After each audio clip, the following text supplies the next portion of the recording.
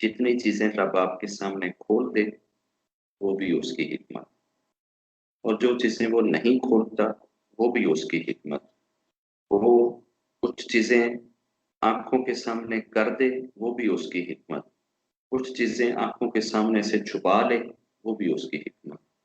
कहीं वो आपका फेथ बना दे वो भी उसकी हिकमत, कहीं वो आपका फेथ तोड़ता है वो भी उसकी हिकमत, कहीं वो आपको गुत्थियां दे के जज करता है वो भी उसकी हिकमत, कहीं वो गुत्थियां लेके जज करता है वो भी उसकी हिकमत। हर जगह पे अक्ल जो होती है, अक्ल को आप ये नहीं कह सकते कि सारी चीजें जो अक्ल में आ रही हैं, समझ में आ रही हैं, लॉजिक में आ रही हैं, इसलिए उनको उस अक्ल की सीध के ऊपर ला के परख के ये चले। अक्ल जरूर एक इंस्ट्रूमेंट है, अक्ल जरूर एक आला है, लेकिन कुछ जगहों पे आकर आपको अक्ल की सीढ़ी गिरानी पड़ती है और हवा में छलांग लगानी पड़ती है। जैसे आप एक घर में आग लगी हुई देखते हैं और किसी माँ का एक बच्चा उसमें जल रहा है। माँ कलप रही है, बाहर चीख रही है, हाल दुहाइयां डाले हुए है कि मेरा बच्चा इस अग्नि के अंदर है। अब अकल क्या कहती है? अकल तो यही कहती है जो आग में छलांग लगाएगा जल जाए, मर जाए। अकल तो ये कहती है अपने आप को ना मारो, अपने आप को ना किल करो, ये सुसाइड है। अगर आप अग्नि में छलांग लगाते हैं ये अपने आप को मारने के बराबर है, ये किल करने के बराबर है, ऐसा नहीं करना चाहिए। अब एक शख्स अगर आता है और जो ही उसको ये पता चलता है कि यार ये वो माँ है और बच्चा कमरे में, ये ना आओ देखता है ना ताओ देखता है, छलांग लगा दे और बच्चे को अंदर से पकड़ता है, बगल में लेता है, छलांग लगाता है, बाहर आ जाता है। ये जो कुछ इसने किया है, इसकी इस चीज पे, इस हरकत पे, इस बात पे ये माँ जितना प्रसन्न होएगी, जितना खुश होएगी, जितना अपने आप को उस बंदे पे निछावर करेगी, ये अक्ल से नहीं अचीव हो सकता। कभी भी ये समझ से या लॉजिक से नहीं अचीव हो सकता। यहां आकर अकल की सीढ़ी के आखिरी डंडे पे खड़े होकर सीढ़ी को टांग मारना होती और फिर हवा में होते हैं इंसान। उस वक्त सिर्फ उसका सहारा होता है जिसके ऊपर आपका फेथ हो। उस वक्त सिर्फ उसका विश्वास होता है। बच गए तो भी ठीक, जल गए तो भी ठीक, निकल आए तो भी ठीक, अंदर रह गए तो भी ठीक। ये जो टाइमिंग्स होती है ये होती बहुत थोड़ी है, लेकिन इसकी कीमत बहुत ऊंची, बहुत आगे की होती है। अब अकल लिजर्ड में भी है, अकल मगरमच्छ में भी है, अकल सांप में भी है।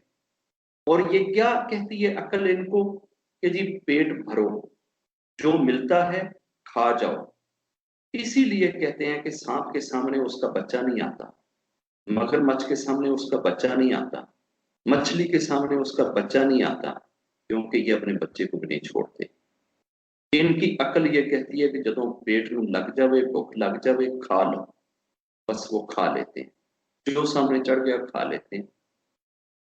लेकिन एक वक्त आता है कि ये अकल इमोशंस को थोड़ा सा ऊंचा करती है, तो ये हैवानी अकल बन जाती है, जानवरों जैसी अकल बन जाती है। ये गाय भैंस जैसी अकल में आ जाती है और वो अपने अंदर इमोशंस रखते हैं और वो इमोशन से अपने बच्चों को, अपनी फैमिली को, अपने परिवार को, अपने दुखा सुखा को पहचानते हैं। होती इनमें भी अकल है, इनको भी अपना मुफाद अजीज होता है, मगर ये कभी अपने वो चीज नहीं करते।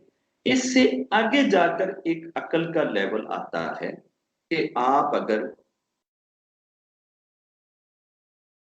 मतलब है कि आप ऐसी सिचुएशन में हैं, कहीं ट्रेवल कर रहे हैं, सफर कर रहे हैं और रेगिस्तान है, और रेगिस्तान के अंदर आप 7 लोग हैं, ट्रेवल कर, सातों के सातों प्यास से गिर गए। कहीं से एक आदमी एक बोतल पानी की लेकर आता है और वो आपके मुंह के करीब लाता है। अब अकल का तकाजा ये है कि एक घूंट भर लो, अपने आप को बचा लो, आधी बोतल पी लो, अपने आप को बचा लो, सारी बोतल पी लो तो अगले सफर के लिए भी अपने आप को बचा लो कि आगे पता नहीं कितनी देर तक जाके पानी मिलेगा। ये है अकल का तकाजा। और अकल से आगे का तकाजा क्या है? यार ये साथ वाला मर रहा है, पहले इसको पिला। कहीं ऐसा ना हो कि जितनी देर में मैंने घूंट भरना है, जितनी देर में मैंने पीना है, कहीं इसकी जान ना निकल के उसके पास जाता है। वो बोतल से पानी पीने की बजाय अगले बंदे को कराहते हुए देखता है, तो वो कहता है यार पहले इसको पिला दे, इसको देख, इसके पास ले जा। वो उस तक जब पानी लेके पहुंचता है तो वो चौथे बंदे को कराहते हुए सुनता है। वो उसको कहता है यार ये पहले उसको पिला दे, उसको शायद मेरे से ज्यादा प्यास लगी है। वो कराह रहा है, उसके पास लेके पहुंच।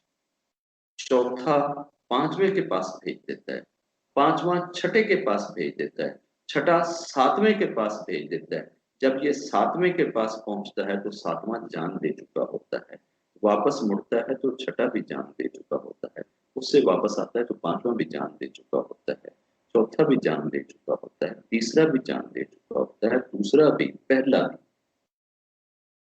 रब की नजर में अगर ये पहला पी लेता बोतल, पी लेता पानी, अपने आप को एक दो चार घूंट, बुराई इसमें भी नहीं थी, गुनाह इसमें भी नहीं था, रब ने डांट इसको भी नहीं देनी थी, रब ने हिसाब इसका भी नहीं लेना था, कुटाई इसकी भी नहीं होनी थी, जान बचाना फर्ज थी, अक्ल भी थी, धर्म भी था, सारा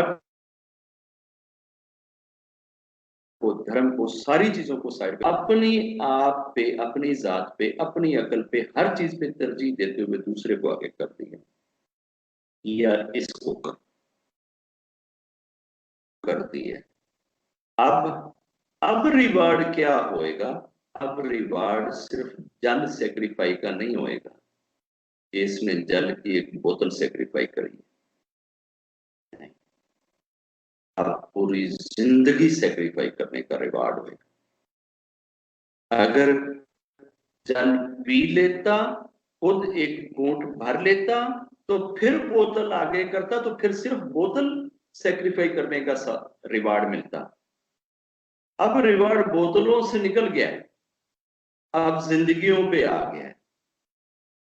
ऐसे ही फेथ हम अगर छोटी छोटी चमत्कारियों के बदले में बेच देना, तो उनके बदले में चमत्कारियां ही मिलती हैं, फेथ का रिवार्ड नहीं मिलता। हमें उस अंदाज को देखना है कि रब को पसंद कौन सा अंदाज है।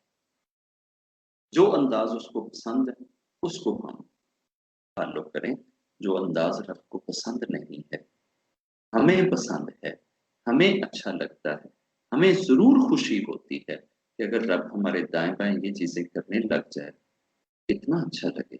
हमें भी ये लगता है कि जब हम रब रब की बातें कर रहे होते हैं, रब का प्रचार कर रहे होते हैं, रब का जिक्र कर रहे होते हैं, यार रब अगर उस वक्त कोई चमत्कारी कर दे, रब अगर उस वक्त हमारी कोई लाज रख ले, अगर हमारी कोई शर्म रख ले, अगर ये चीजें रब इनके सामने कर दे, तो यार ये कितने लोग रब की तरफ आ जाए, कितने ऐसे हो जाए।